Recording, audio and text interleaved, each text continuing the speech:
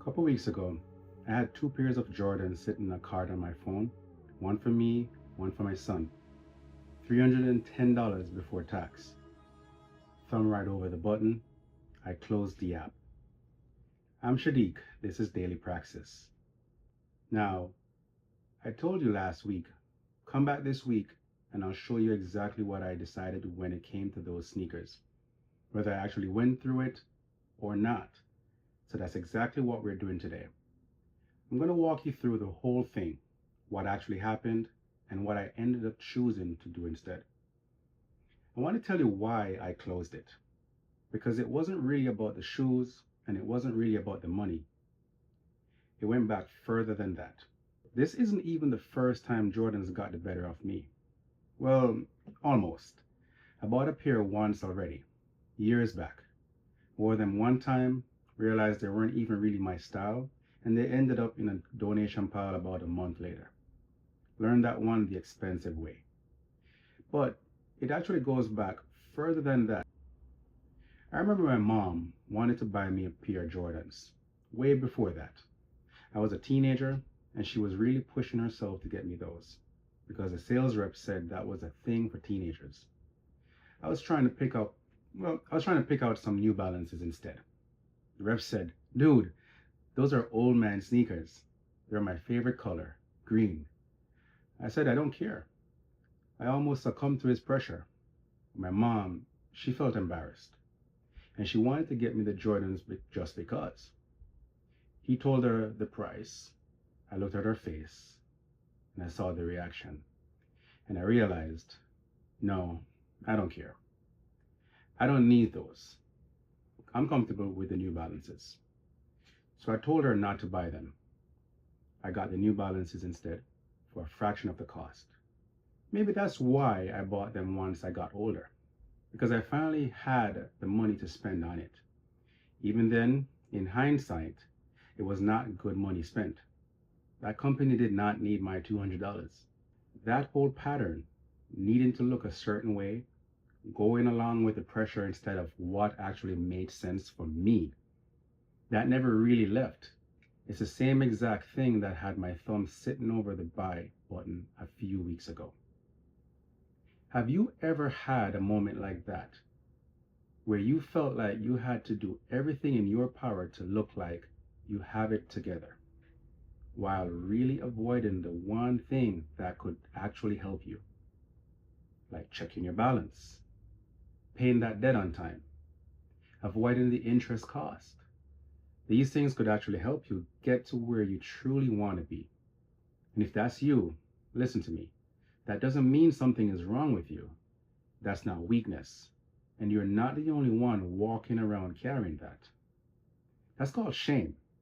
And a whole lot of us are dealing with it quietly. We just don't ever say it out loud.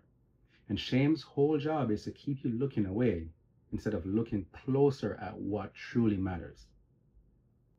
That cart a few weeks ago, $310 I almost spent and didn't, that's real money sitting in my pocket right now because I closed the app instead of checking out.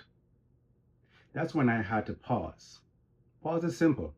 It just means you stop and notice what's really going on instead of doing things without even thinking about it. For me, right there in that moment, that looked like putting some space between me and the urge to click. Then I had to assess. Assess means you look closely at what you're about to do. And you ask yourself, does this get me closer to what I actually want? Or does it take me further away from it? For me, that meant being honest that I've had this feeling before. I get excited, or I've had a tough day, and I feel like I have to reward myself. So I had to catch myself and really look at what's true, what's actually in control right now. Is it me, or is it what I'm feeling? And I'll be honest with you, it's almost never about not knowing what to do or not having the discipline to do it. Most of the time, it's the feeling underneath that's really steering every single time, if you let it. That's what I had to see clearly, right there in that moment. Once I figured that out, then it's time to choose. Choose just means you pick what you're actually going to do and you're ready for whatever happens after, so it doesn't surprise you later. For me, that meant asking myself, am I choosing the thing that gets me closer to my spot, or am I choosing whatever this feeling wants right now? And your spot, that's just the exact place you're trying to get to. Not a feeling, a real number, a real date, a real reason. For me, my spot looks like a better bank account, zero debt, more money saved up for a house, maybe extra money to become an owner instead of an always just being a buyer. Whatever the answer is, then I choose. And sometimes we still don't get it right, and that's okay. You still have to make a choice, but as long as you're in the one in control of that choice and not what you're feeling. So, how could that $310 compound instead? Now, what the hell does that even mean, right? That's a real thought worth sitting with. Compounding just means the money grows, and then what it grew keeps growing too. Money makes money if you let it sit somewhere working instead of a closet. That's the whole thing PAC's about. Not a mystery, just paying attention to who's really driving, you or the feeling. And once you start seeing this pattern, you start catching it everywhere, even somewhere as small as a snack. It's bad enough to know you get up every day feeling exhausted, tired, burnt out before 9 o'clock. Go to work, sitting down, waiting for your assignment. Maybe you already know your assignment. And then the news comes on, and all you're hearing is nothing but bad news. It's as if they can't give you solid good news. Forest fires raging, shooting after shooting, all kind of madness. It seems like you can't get away from it, like you have no control. And to make matters worse, you can't even tune it out. Headphones didn't help. Later in that day, I find myself going for my usual coffee run, and out of nowhere, urges came over me. All of a sudden, I wanted corn muffins, peanuts, plantain chips, all of it, all at once. You know, my vices. I've been on a solid several months diet plan, been going quite fine for me, and for some reason I couldn't resist the urge. I ended up buying the plantain chips and the peanuts. Left the muffin, but that's still two things off my plan. And I'm wondering, why the hell am I feeling like this right now? And all I really knew is I'm uncomfortable as hell, and I never want to be here right now. Same pattern, different size. I just finally had a name for it. I didn't catch it every time. I caught it this time. That's the whole method. Not perfect, just paying attention one more time than you used to. And if you want to tell me which one hit closer for you, the sneakers or the snacks, drop a 1 or a 2 below.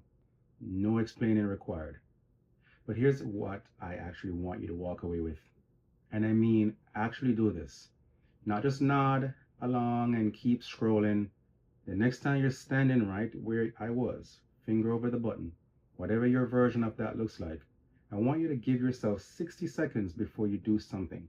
Just 60 seconds. Go look at whatever it is you've been avoiding, whether that's in your account balance, a bill sitting there, a number on a screen you don't really want to see. That's it.